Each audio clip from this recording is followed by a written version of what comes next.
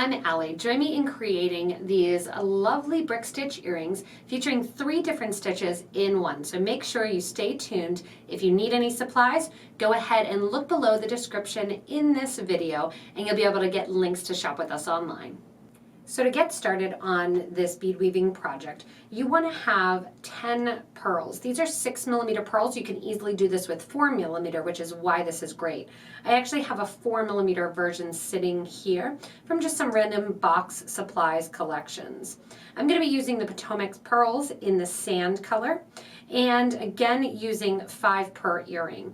I also have some 15-O's in the Miyuki brand, Duracoat Silver Lined Copper, and 11-O's in the Toho brand, mixing brands together in the Permafinish Almond. I'm working with a size 12 English beading needle and some .006 wildfire beading thread. We're going to be working with a couple different versions of stitches here. We're going to be working with brick stitch, but we're also working with a basic beading stitch and, believe it or not, a little bit of right angle weave at the end here. So the first thing we're going to do is make our center of our project with 4 of our 6mm pearls.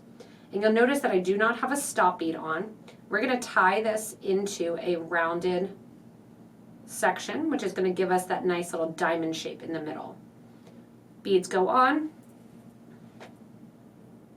And brick stitch always uses more thread than you think, so it's a good idea to start out with about 4 feet. And we're going to go in and tie this off together. Right over left, left over right, just tying this out. To separate ourselves from the knot, I want you to take your needle and thread through that first 6mm bead, and then you're out along the side here. I'm going to be adding 11-O seed beads between each one of my pearls. Now, why didn't I add that first? Because it would have put the pearls further apart from one another in the center. So I'm going to add it secondary, so that way the pearls still sit as close as possible to one another. So I'm going around the edges here, sewing through a bead, adding an 11-O seed bead. You're going to repeat that 4 times because you have 4 beads.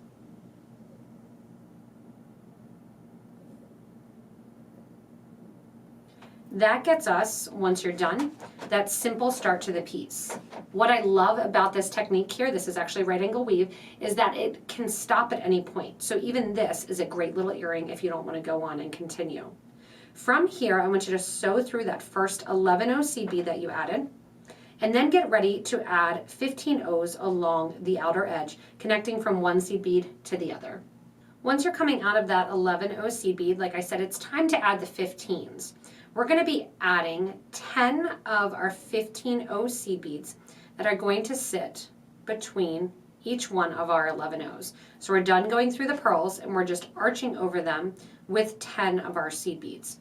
Go through the next one, pick up 1, 2, 3, 4, 5, 6, 7, 8, 9, and 10. Go through the next 11-O. And we're just going to repeat this the whole way around the project, getting 10 of those 15-O's to sit outlining our pearls. From here, we're going to go in and start doing brick stitch. So for each of our little arch edges here, we are going to sew between our 15-O seed beads and catch onto the thread that is connecting those beads, sewing under them and then back through some bigger 11-O seed beads. With 10 beads on here, we have 9 thread bridges. However, we're only going to utilize 7 of them. So for the first one here, we're going to have our thread come out of the 11-O, skip over 1 and 2 beads, sew underneath the bridge thread between the 2 beads after having 2 11-O's on your needle and thread. We're starting brick stitch. It always starts out with 2 beads. From here, after sewing underneath your bridge thread, I want you to sew back up through bead number 2. It's going to be a little tricky there. Just back up right away through bead number 2. And you'll notice when we pull that, it separates out those 15-O's a tiny bit. Do not worry about that. Pick up another one of your 11-O seed beads. Go over to the next space that there's a bridge thread between beads number 3 and number 4. I'm sewing underneath that bridge thread right there. And then once again, back up through that same bead. If you need help with the brick stitch, don't always remember that there's other videos too that can help you along. So if you need it to be a little bit more in detail, you can go back to the basic brick stitch video. Picking up another bead, I'm going between beads number now 4 and 5. And just making sure as you go along the line, it sits between the current and the specific beads that you're looking for, and then sew back up through. As we're doing this brick stitch, these bridge threads that are along the 11-0, we're going to connect to as we move on to adding another row of our 15s on after. So I now have 4 beads on. I'm going to continue adding in, and at this point here, so I am 1, 2, 3, 4. I'm on my 5th bead. I'm going to skip over the next bridge thread area and sew over to the second one. Because the 11-0s are bigger than the 15-0s, that is why, one reason, we are using less. So remember, we're going to put 7 in here. So you can see how that just kind of closes up that gap just a little bit. So that was number 5. Number 6 goes right on to the next bridge thread.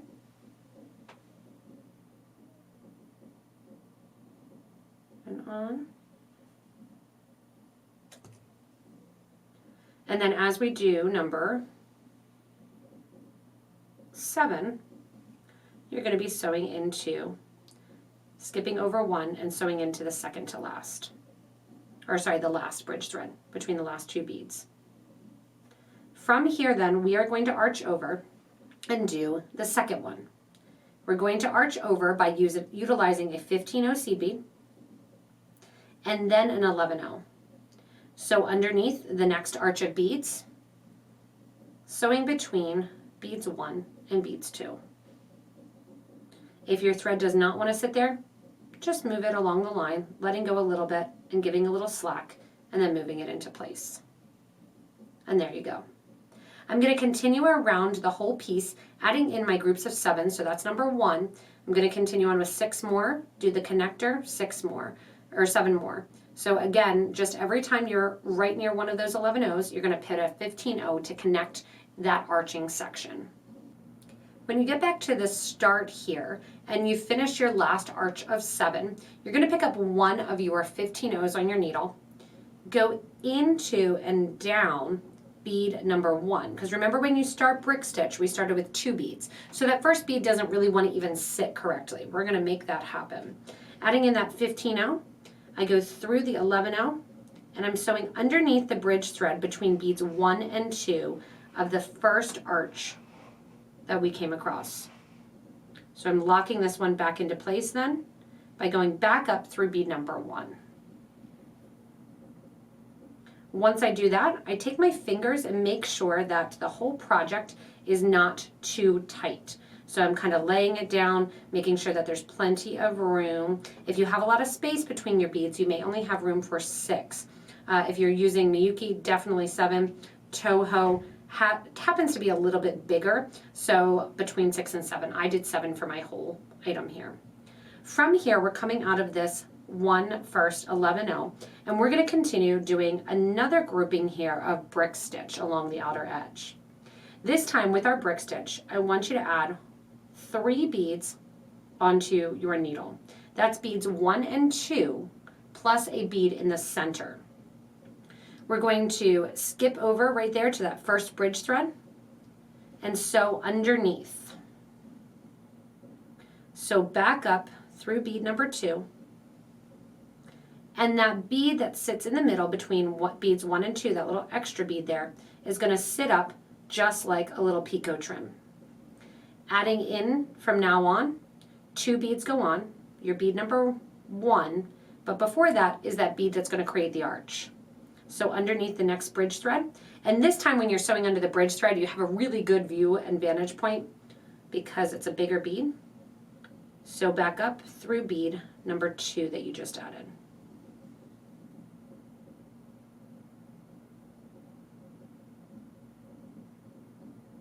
Once you have your thread and needle, back up through that second bead, give a nice tight pull, and that will once again create that little grouping of 3. That extra bead sits up. 2 more beads go on, sew onto the bridge thread, underneath, and back up through bead number 2. As you're sewing and adding this little exterior trim, you're going to notice that you're going to need more beads than you have bridge threads.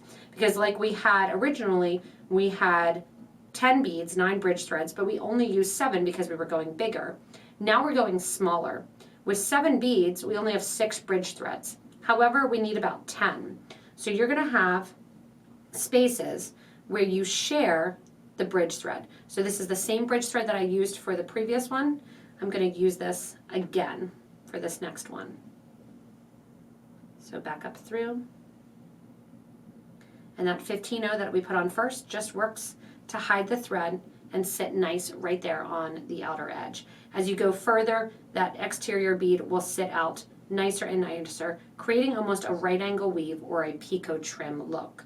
I'm going to continue here, adding in some more of my beads, and then I'm going to show you right when we do the connection point, instead of a 15-0, we're going to switch to an 11-0. So it'll go 11, 15, 11 as we work around that outer edge. So once you're done with that edging, and it's a 9, not 10, I apologize, you're going to be coming out of your last bead, add an 11-0 to bridge over the gap from your first curve to your second curve, and then another one of your 15-0s. Go to the next curve and through the first bridge thread. And then it's just same old, going through after coming out through the 15. You can see how that sits right after. You're going to go in and add an 11-0 seed bead, or sorry, 2 15-0s, and just continue the whole way until you get over to your 11-0s. So I'm just adding these all the way along the line, around the archways, and in between the arches, switching from a 15 as my little extra bead in the middle to an 11-0 seed bead. Once you finish rounding the curves here with your 15-0s, you have one step to do, just like we did when we connected the two together. So over here is my first bead. I need to add one 15-0, so over from the one arch to the second arch here. And then I'm going to sew underneath the bridge thread.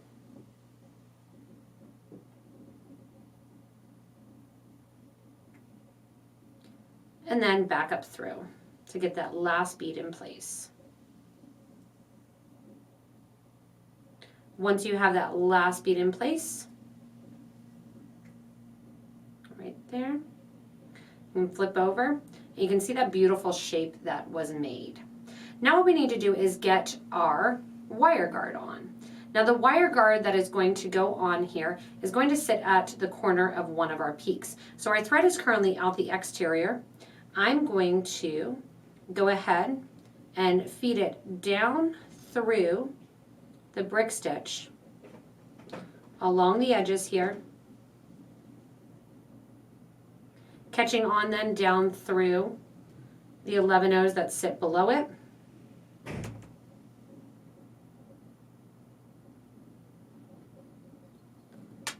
And then even sewing through that whole way. Untangle the knot. And then once you come to the interior here, you need to look what the fastest way to get to that corner is. I'm going to go down through the 11. I'm going to go up through that same 11, or sorry, up through the next 11. So you're just basically reversing the thread from one to the other. And then look at whether or not you're at the top. Right here at the top, I'm going to go and connect my bead right there, my wire guard, right between the top two peak 15-0s. So I'm going to take my thread up through the 15-0 that sits above the 11,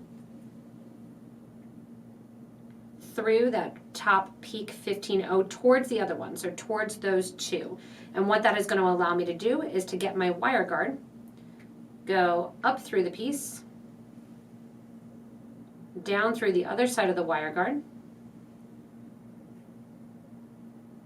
and then I'm going to go into the other 15-0 sitting right next to it at the top. That's going to position my wire guard as I pull the thread here. right and in the middle between those two 15-0s. From here, I need to get my thread and needle back down into the project and tie off along the thread. So all I'm doing is coming down into, sewing down into the 15-0, down to the 11-0, down into that interior 15 ridge there, into the purls, and then circling into the purls till I can get those two thread ends together and tie them into a simple knot. From there, I'm going to go in and add this little section here, and stay tuned to watch that because it's kind of fun to see it added as wire guards rather than having to pick up some wire and create your own eye pins. So for this next step, we're going to use, instead of wire, just some wire guards. That way I don't need to get out and have some wire. Also, the wire guards come in really big bulk packages, so it's kind of nice just to be able to do this. I'm going to take an additional purl, and you don't have to do this. You could have put this right through with a little jump ring. I'm making mine to hang down a little bit longer on my ear. I'm taking my additional thread, so if you used 4 feet, you have enough for both and a little bit extra. I'm going to go in here and go up through the wire guard, down through a wire guard. You'll notice I'm just holding on and have about a 2-inch tail. Take my needle and thread and go through my little beaded piece and drop those 2 wire guards so they sit one inside the other. From here, go up through that purl bead,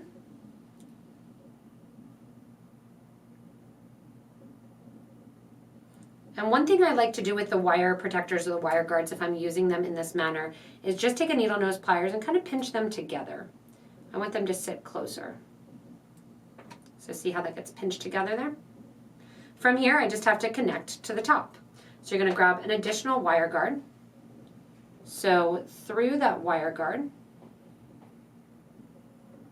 from one side, down the other. So through your ear wire. This is a nice little floral ear wire pad post, a little stud. Put that into the wire guard. And if you notice that it sits tight there, that's okay. We're going to go in and we will switch that up. I'm going to now sew down through the purl, reinforce, going through the wire guard on both sides, through the project.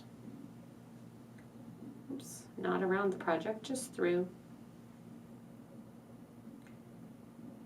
Back up through the other channel of the wire guard, back up through the purl, and then my 2 thread ends meet. If you want to, you can go one more time through this wire guard with your thread and needle.